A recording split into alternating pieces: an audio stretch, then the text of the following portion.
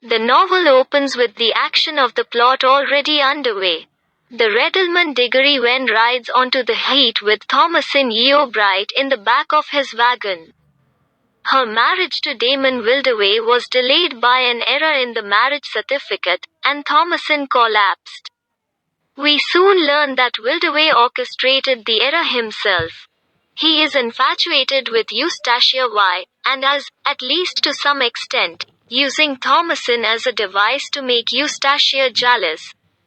When Wen learns of the romance between Eustacia and Wildaway, his own love for Thomasin induces him to intervene on her behalf, which he will continue to do throughout the novel.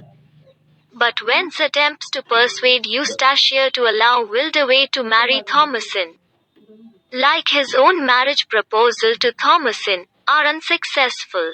Into this confused tangle of lovers comes Clym Yeobright, Thomasin's cousin and the son of the strong-willed widow Mrs. Yeobright, who also serves as a guardian to Thomasin. Eustacia sees in the urbane Clym an escape from the hated heat.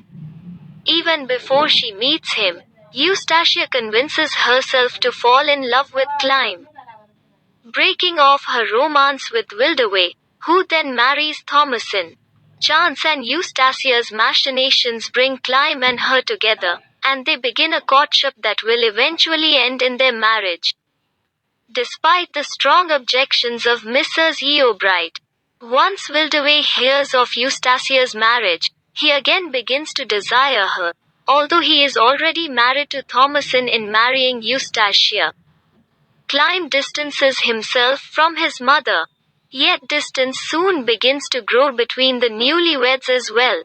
Eustacia's dreams of moving to Paris are rejected by Clym, who wants to start a school in his native country. Wildaway inherits a substantial fortune, and he and the unhappy Eustacia once again begin to spend time together.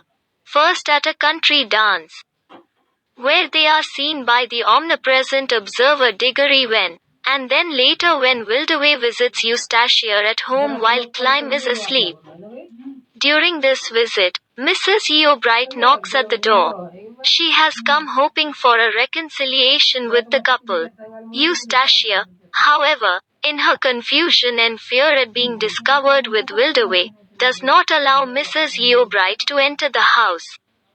Heartbroken and feeling rejected by her son, she succumbs to heat and snakebite on the walk home, and dies. Clym blames himself for the death of his mother. He and Eustacia separate when he learns of the role that Eustacia played in Mrs. Yeobright's death, and of her continued relations with Wildaway. Eustacia plans an escape from the heat, and Wildaway agrees to help her.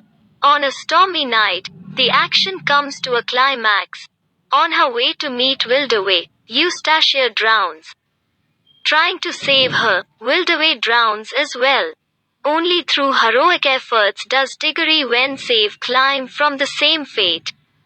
The last part of the novel sees the growth of an affectionate relationship, and an eventual marriage, between Thomasin and Diggory. Clym, much reduced by his travails and by weak eyesight brought on by overly arduous studies, becomes a wandering preacher, taken only half seriously by the locals.